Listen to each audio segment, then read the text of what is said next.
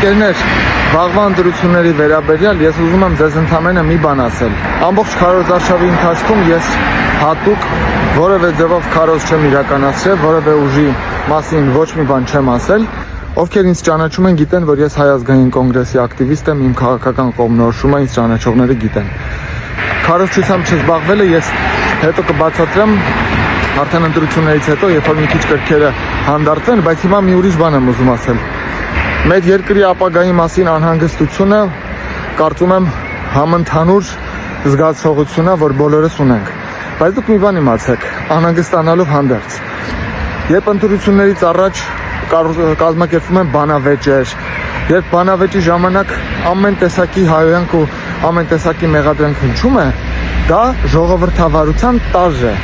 Հիմա միգուցե շատերին դա դուր չգա կամ շատերը դա համարեն ոչ քաղաքակիրթ, բայց ես ձեզ հավատացնում եմ, որ հաջողության ճանապարհը դա է։ Դուք մի մտածեք, որ շատ ավելի կայացած ժողովրդավարություններում, շատ ավելի քաղաքակիրթ համարվող երկրներում նախընտրական բանավեճերում հայոյանք չկա կամ սուտ չկա կամ իրար մեղադրանք չկա։ Ընդամենը հիշեք, որ 2003 թվականի նախագահական բանավեճից հայտնի, ովքեր հետաքրքրվել են կհիշեն Ստեփան Դեմիրճյանի եւ մյուս տեխնացուի բանավեճից հետո մինչև 18 թվականի իրադարձությունները նախընտրական բանավեճեր որպես այդպեսին տեղի չեն ունեցել։ Չի եղել այնպես, որ երկիր ղեկավարելուն հավակնող տեխնացուները կանգներ դեմ առ դեմ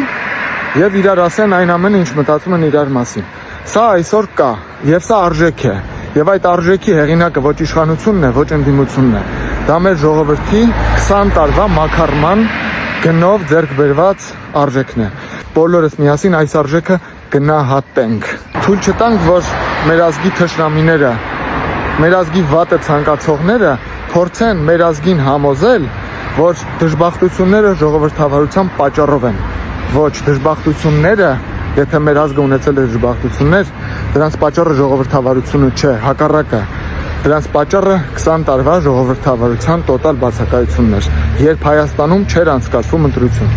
Իսկ հիմա Հայաստանում անցկացվում է ընտրություն։ Սա արժեք է, եւ մենք ամեն գնով այս արժեքը պիտի պահպանենք։ Ծովափներում հանգստանում, բայց մենք սաղս թուրքա բանը, Նիկոլը թուրքա, մենք թուրք ենք։ Տո թուրքը դուք եք։ Էնի թուրքա, են մեկն է ռուսա, Ռուսաստանի շպիոնա։ Բե ենքան անգրագետ եք, տաշիր Սամոյի աջակիցներ։ Պրյամոյի մարդը ասում է, որ ինձ Պուտինը ասեց, որ գնա, սենց, հիմա տես չեմ հիշում տողերով, որ ձեզ ասեմ։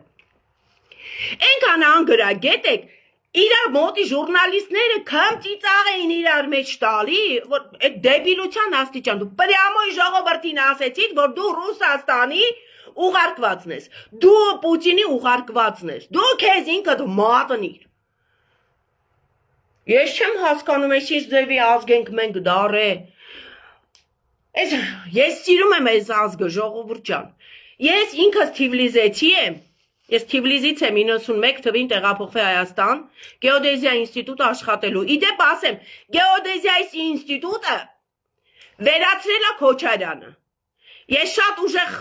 ինստիտուտում եմ աշխատել, շատ ուժեղ են թվերին, քարտեզագրական ինստիտուտն է դա, որ են թվերին սովետական միությունում, սովետի մասշտաբով դա ընդամենը 3 հատ էր, որից մեկը Կիևում էր, Երևանում, մեկը Լենինգրադում։ 2002 թվին լուծարեց մեր գեոդեզիա ինստիտուտը սաղ աշխատակիցներով, վերածեց կադաստրերի, ով ուներ մեջք տեղավորվեց կադաստրերում աշխատեց, ով էլ չուներ, իմ փորձից եմ ասում, Աբովյանի կադաստրում ինձի տեղավորելու համար են թվերին առաջարկում էին բացեմ փակագծերը, իմ հետ ընկերություն կանես, քեզ կպահենք կաշխատես, էդի ճիշտ բան է եղել, հիմա Փաշինյանի օրոք, որ մեկնա ձեզ առաջարկում, ջայել աղջիկներին ես են վաղտ 32-33 տարեկան էի, որ իմ հետ եղի, որ ես քեզ լավ գործի տեղավորեմ, Ատենց բան որևէ մեկը թող ձեռը դնի սրտին ու ասի։ Ու ես մնացի առանց աշխատանք։ Շատ դժվարություններով Քոչարյանի ժամանակ ես իմ երեխուն պահեցի, մեծացրեցի։ Իմ քույրիկը ուսուցչուի կենսաբանության չէր կարող տեղավորվել որևէ դպրոց աշխատանքի։ Որովհետև մեր մարզպետը Կոտայքի մարզի սաղ տնօրենների ծոծորակին դրել էր, որ ինձի պետք է այսքան նալոգ տաս, այսքան էս պիտի տաս։ Նույն բժշկության բնագավառում է այդպես եղել։ Գլխավոր բժիշկների վրա մարզպետները դրել են բան, որ դու այսքան տարեկան ամսեկան փող պիտի դնես։ Մարդկանց գործի աշխատանքի դպրոցում դասատու աշխատելու համար իմ քրոջից $3000 փող են ուզել, հետի հələ ես ձեզ ասում եմ 2001 թվի։ Ու նմանատիպ լիքը բաներ։ Մոռացել եք էդի։ Հիմա ձեզանից ով է $3000 ուզում, որ դպրոցում ուսուցչուի աշխատի։ Մարդը ասում է ատեստավորվեք, այսքան աշխատավարձ կստանաք։ Ով արժանի է, ատեստավորվում է, ով կարողանում է, հաղթահարում է, գնում է աշխատում է։ Ու լիքը ուսուցիչներ թող չասեն, որ իրենք խեղճ են։ Աշակերտներ են պահում, ամեն մի աշակերտ պահելը 20000 դրամ է։ Էդի հələ ես ասում եմ, առաջինից 3-րդ 4-րդ դասարան երեխաները։ Անեց որ ոչ մեկ թող չբողոքի, որ խեղճ են։ Բուժքույրերն ու բժիշկները գիտեք ինչ են մռմռում, որովհետև այդ 2000 դրամները սրսկումներու սիստեմաները միացնելու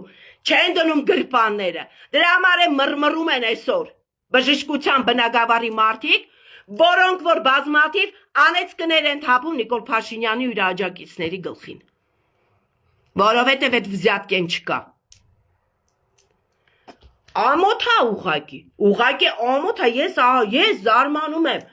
ես ուղղակի զարմանում եմ, այս ազգը ինչքան է իջե, կամ Վրաստանի հայություն, մռմռում եք, նայում եք կոմենտարիաների մեջ,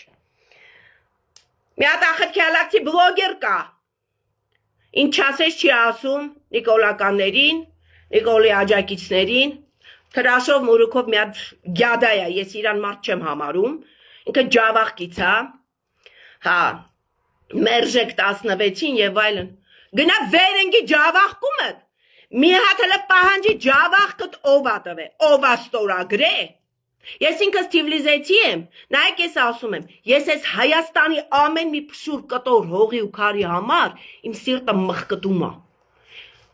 Այն 20 թվի պատերազմի վաղտ իմ բարեկամները ասում էին հել երեխեքին վերցրու, եկեք ստեղ հանգարտ ուտե մի բան չլինի։ Ես ասի, ես կմեռնեմ, բայց իմ հայրենիքում կմեռնեմ։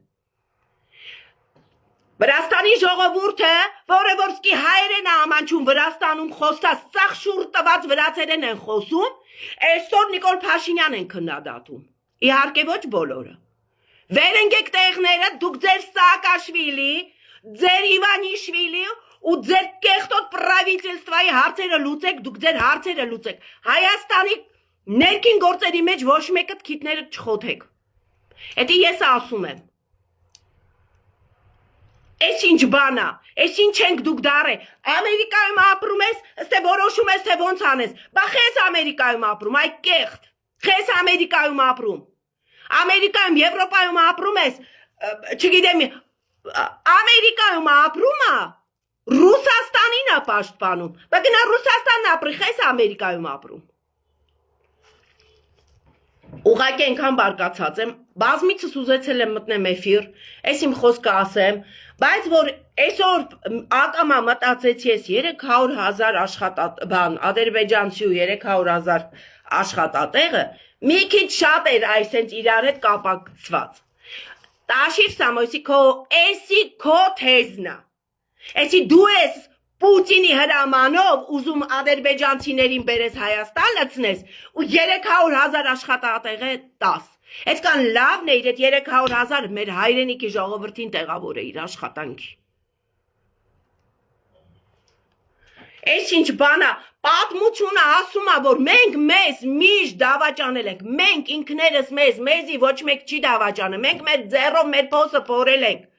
Նույն մեր դաշնակները մտան բոլշևիկների թևի տակ, ոչ բարով մտնեիք, ոչ բարով, մենք 100 տարուց ավել արդեն շատ երևի զարգացած պետություն կլնեինք։ Ժողովուրդ այսքանը մտքովս անցավ ասեմ արտահայտվեմ, ուղղակի համբ է, ընդ մարդիկ են հայտնվել, բլոգերներ, եսի մինչեր, արդեն կանչում են, էդի մեր կողմից չէ, ես ասում եմ Տաշիր Սամոյի կողմնակիցներին, որ բանավեճների են կանչում, այդ բանավեճները կմցնենք, հետևները, կներեք այս արտահայտությանս համար, մենք ձեզանից այդ ջահելները, որ երեք են ծնվել, սոսկեքը երեք են թողել, Ռուսի տակ եք ուզում պարկեք, թուրքը ռուսի ձերով ա ձեզ ջարդե, թուրքի պետքը չեր ձեզ ջարդեր, այ ռուսնա ձեզ դեմ տվե, գնացեք Ռուսաստան ապրեք Պուտինի նարատիվը տարեք, աստեղ պետք չի մնաք մի հատ է բանավիճելու կանչեք, արդեն լսողը իմացավ ու մասին ա խոսքը, այդ բանավեճները կտանեք ձեր Քոչարյանին ու Տաշիր Սամոյին կտակ, որ այսօր երկու բեռան Տաշիր Սամոն հայերեն խոսալ չգիտի, կամ Քոչարյանը Պետրոսի հաղորդաշարի խայտարակ եղավ, Աչի ամանչում բարի բաթի ռտարից ուրիշ բան չի կարում ասի, ու Քոչարյան գերոյ ա ինքը, Քոչարյանն ա գերոյ, Արցախցիներ ձեզ թվում ա Քոչարյանն ա գերոյ, Ժողովուրդ ջան, կներեք մի քիչ ոգևորվածությանս համար, պրոստը իրոքից արդեն համբերությունս են, որ սահման չունի, ես ինձ լկտիություն թույլ չեմ տվել, ուղղակի մտքինս եմ արտահայտվել, ուշադիր եղեք, տարածեք, թող Տաշիր Սամոն է լսի, թող Ռոբերտն է լսի, թող մնացածն է լսեն, որ էդի իրանց ծրագիրն է, այդ 300,000 ադրբեջանցին ու 300,000 աշխատատեղը, մի քիչ շատ է բռնում